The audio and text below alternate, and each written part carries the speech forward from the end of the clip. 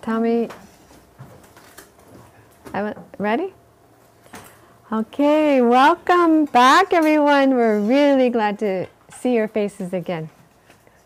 Hartelijk welkom. Leuk dat je weer bent gekomen. En we zijn blij om je te zien allemaal. And we want to welcome those who are watching through livestream as well and who will watch on YouTube later. We willen allen welkom heten, ook deze die op YouTube aan het meevolgen zijn. And we're really glad to have you. En we zijn blij om jullie hier met ons te hebben. And my name is Amy, just for those who will maybe watch later, who have joined us that are new. Ja, voor degenen die nieuw zijn, voor degenen die meekijken. Ik ben Amy en ik ben Annie. Yes.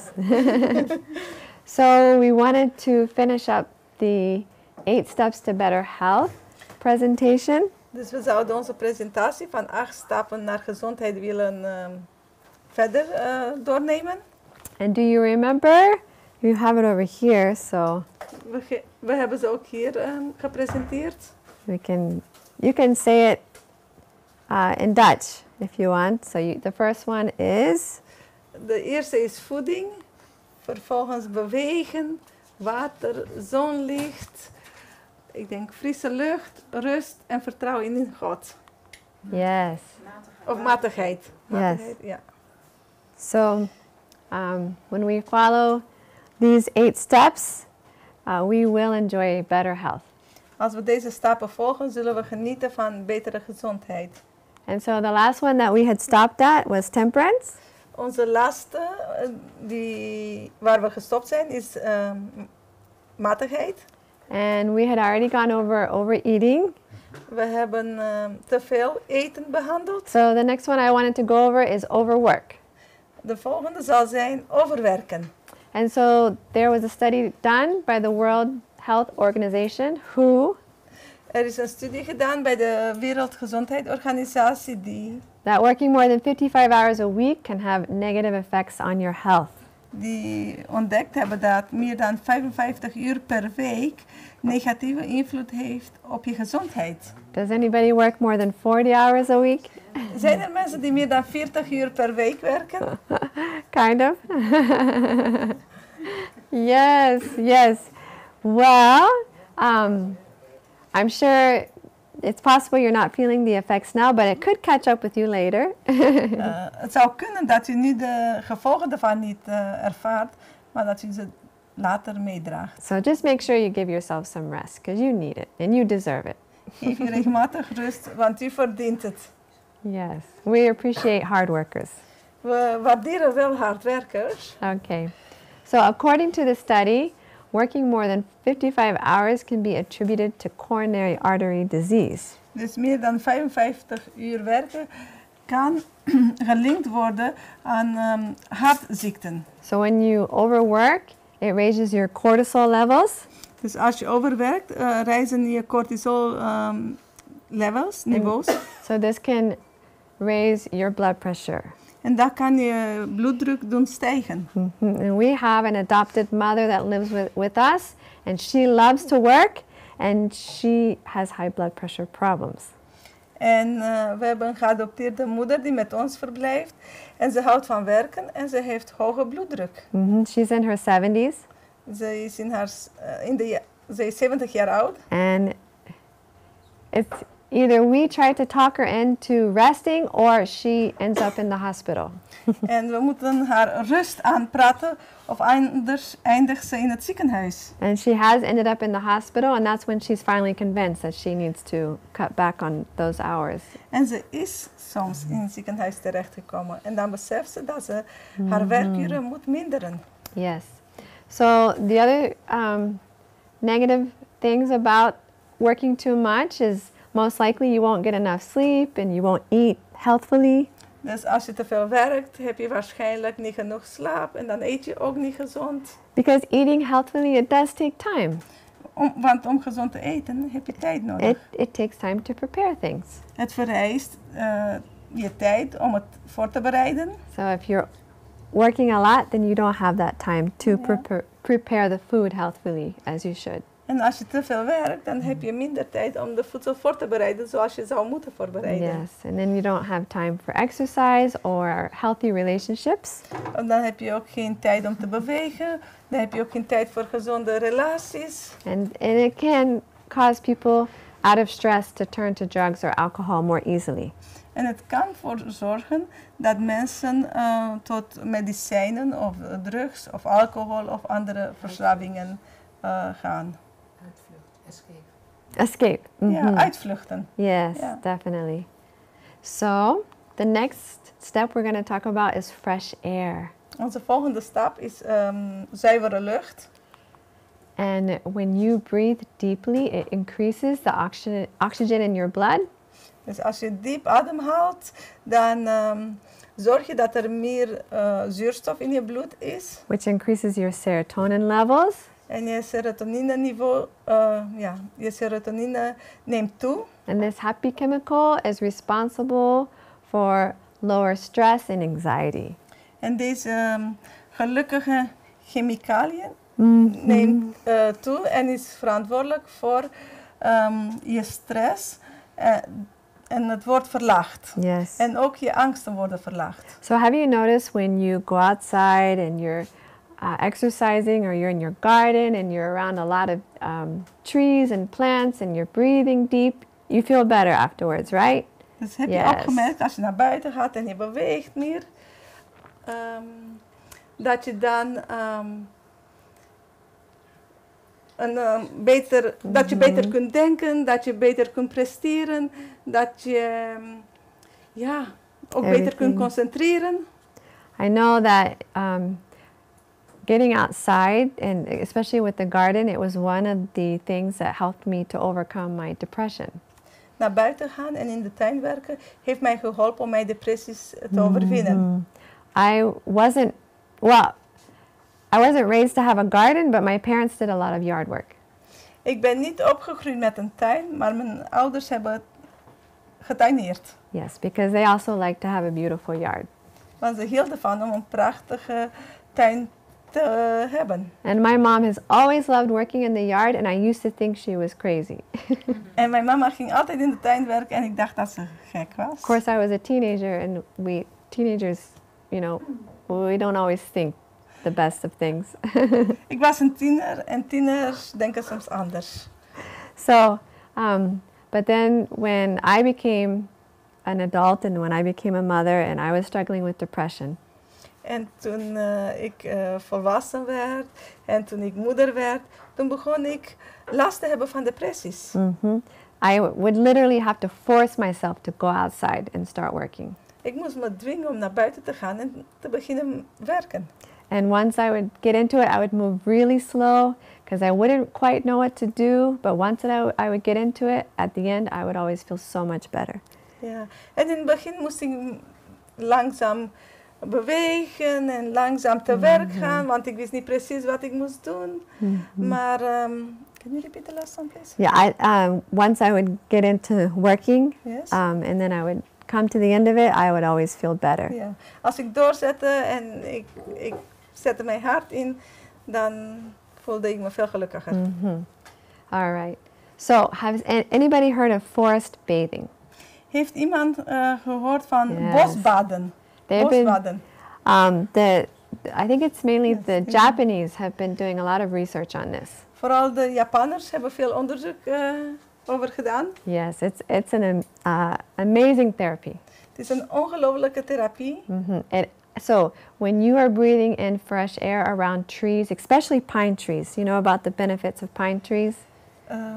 Als je frisse lucht, vooral van dennenappel, sparen, inademt. Yeah, pine trees, they really cleanse the air around you. Ja, sparen reinigen de lucht rondom je. So this increases your natural killer cells. Het vermindert. What are you? Natural killer cells. Ja. It's a white blood cell. Ja, dus bomen zorgen ervoor dat wij meer cellen hebben, zeg maar, om ziektes te vechten. Meer witte bloedcellen die tumoren en virussen zeg maar bestrijden. So when you're breathing in that, and also when you're breathing in the fresh air, it helps to reduce airborne illness and infection.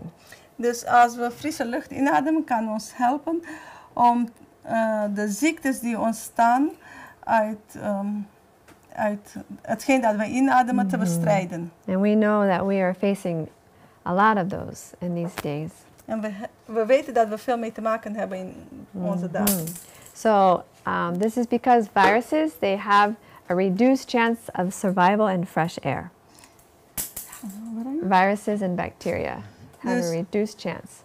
Yes. Dus als we een bosbad nemen, hebben virussen en bacteriën een verminderde kans in ons lichaam om ons ziek te maken. Because when you're sitting inside and a lot and you just have that air conditioning running. Want als je binnen zit en je hebt je airconditioning aan, that's where viruses and bacteria thrive. Dan heb je heel veel bacteriën en heel veel virussen rondgaande. So let's say you work in an office on your lunch break or your another short break, it would be really good for you to go and take a walk. Als je kantoorwerk doet, is het echt aan te raden om, als je een pauze neemt, zelfs een korte pauze, om naar buiten te gaan en te wandelen. I used to do that when I worked in an office. And ik deed dat als ik in een kantoor werkte. I always felt so much better. En ik voelde me veel beter. Okay, so one of the things, let me go back really quick. Have you heard of 479? Hebt u iets gehoord van 479? So this is a really good practice that you can do, but it's when you're inhaling for 4 seconds.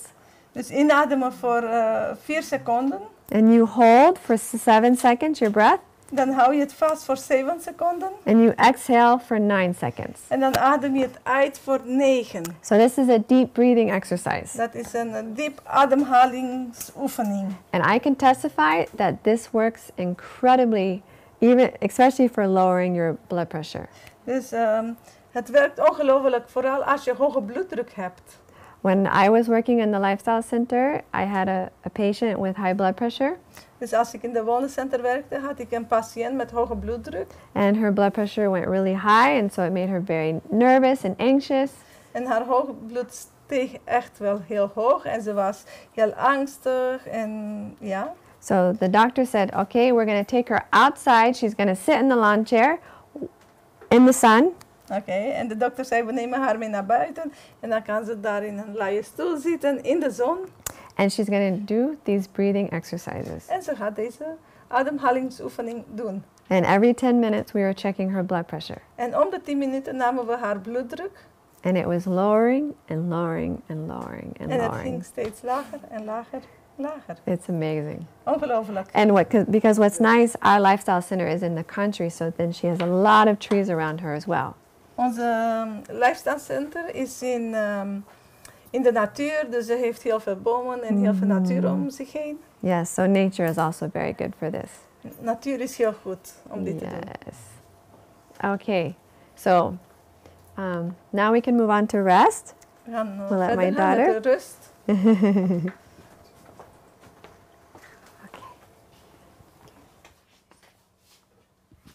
Okay, so I'm going to be talking about rest. Ik ga spreken over rust. So, why is sleep important? Waarom is slaap belangrijk? Good sleep improves your brain performance, mood, and health. Ja, dus goede slaap verbetert je geheugen, activiteiten, je stemming en je gezondheid. Not getting enough quality sleep regularly causes the risk of many diseases and disorders. Dus als je niet voldoende kwaliteitsslaap hebt, kan de risico op ziektes en storingen verhogen. These range from heart disease and stroke to obesity and dementia. Dat kan zijn hartziektes, infarcten, overgewicht tot zelfs dementia. There's more to good sleep than just the hours spent in bed. Oké, er is een belangrijke factor aan slaap die meer waarde heeft dan alleen maar uren doorbrengen in bed. So, how much sleep do I need? Dus, hoeveel slaap heb ik nodig? So, for a teenager, which is around 13 to 18 years, 8 to 10 hours per 24 hours is recommended. Dus voor tieners wordt, tieners tussen de 13 en de 18 jaar, wordt een aanbeveling gedaan tussen de 8 en 10 uur per 24 uur. And for the adult, which is 18 to 60 years, 7 to more hours per night is what is recommended as well. En voor volwassenen, uitgaande van de 18 tot 60 jaar, wordt een aanbeveling gedaan van 7 of meer uren per nacht. That's it. Thank you. All right. So the last one that we're going to look at is trust in God. En als laatst zullen we vertrouwen in God behandelen. And amazingly, there's scientific studies that people have done. En ongelooflijk, er zijn wetenschappelijke studies die mensen gedaan hebben. That having trust in God is directly related to better health. Dat vertrouwen in God een verband houdt met betere gezondheid. So even just attending a church, there's a study from the National Institutes of Health. Er is een studie van het Nationale Instituut van Gezondheid dat zelfs naar de kerk gaan. Frequent attenders had lower mortality rates than infrequent attenders and lower rates of cancer. Dat zelfs regelmatige bezoekers minder sterfcijfers hadden dan onregelmatige bezoekers. En ook minder kanker. And frequent attenders were more likely to stop smoking, increase exercising, increase social contacts, and even stay married. Wauw. Dus regelmatige bezoekers hadden zelfs meer kans om met roken te kunnen stoppen, om meer aan beweging te doen, meer aan sociale contacten en zelfs voor hun huwelijk, dat ze minder scheidingen zouden hebben. And there's a Harvard scientist that has done studies. He's a pioneer in this field.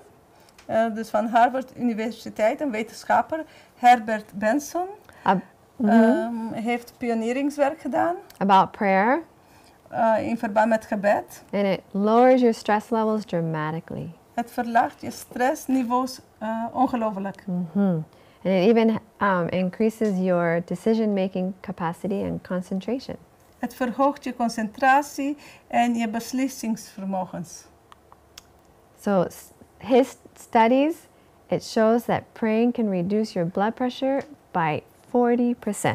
Wauw. Studies tonen aan dat gebed je bloeddruk kan met 40% verlagen. And it triples your chances of recovering from a heart attack or heart surgery. En verdrievoudigt je kansen op herstellen van een hartinfarct of hartoperatie. It improves your immune system and helps to prevent minor illnesses. Dus het verbetert je immuunsysteem en het helpt voorkomen van kleine klachten. It even reduces asthma symptoms. Het vermindert je astma-symptomen. And it helps you to cope with illness better if you do get sick. En het helpt je om beter om te gaan met ziektes als je ziek wordt. And it helps you to heal or recover faster. En het helpt je om beter te genezen, om sneller beter te genezen. There was another study that was done at the University of Pennsylvania. Dus een andere studie was gedaan aan de Universiteit van Pennsylvania. And praying increases the levels of dopamine in your brain. En ze hebben ontdekt dat gebed de niveaus van dopamine, van hormoon dopamine in je hersenen doen toenemen. Which is a hormone associated with happiness. En dopamine is een hormoon die geassocieerd wordt met gelukkig zijn. And so the people who pray more, they're less likely to develop depression or anxiety. Dus mensen die meer bidden, hebben minder kans om mentale ziektes te ontwikkelen, zoals depressie en angst. And so, that's the end of our 8 Laws of Health presentation. Zo zijn wij aan het einde van onze presentatie van de 8 gezondheidsstappen gekomen. Yes, and I thank you so much for coming and your attention. En ik dank u wel dat u gekomen bent. Ik dank u wel voor uw aandacht. And we wish you better health. We wensen u betere gezondheid. Okay, and now it's time for my husband to speak on respiratory illnesses. Oh, and we wanted to, oh, you can say that part and then. Yes, go ahead. We wanted to also mention that we do have charcoal powder and carob powder. That's over by the books if you wanted to purchase any. Okay, just a second. Yeah, sorry. Dus, wij willen u meedelen dat we karopoeder hebben en actieve houtskool. Dat is hier in de kamer hiernaast waar de boeken staan. Do you all know about activated charcoal powder? Weet u allemaal, bent u bekend met actieve houtskool gebruik? No, you don't know about it. Oh. Okay. U weet niks van? Yeah. Nee. It's a really wonderful powder that Het is een zeer fijne poeder. you mix with water to drink. Als je het met water mengt en opdrinkt. And it's really good if you have food poisoning. Dat is heel goed tegen voedselvergiftiging. You know what it is now? Like anorexia. Yes, yes. Yeah, you're right. Same. Okay, good. All right, so. Okay, break? Okay, so we'll go on a break now so we can switch microphones. Oké, we gaan een korte pauze, Like, opdat we de microfoons kunnen wisselen voor de volgende spreker en volgende vertaler. yeah, so like 5 minutes, yeah? You just need to get the microphone. Okay.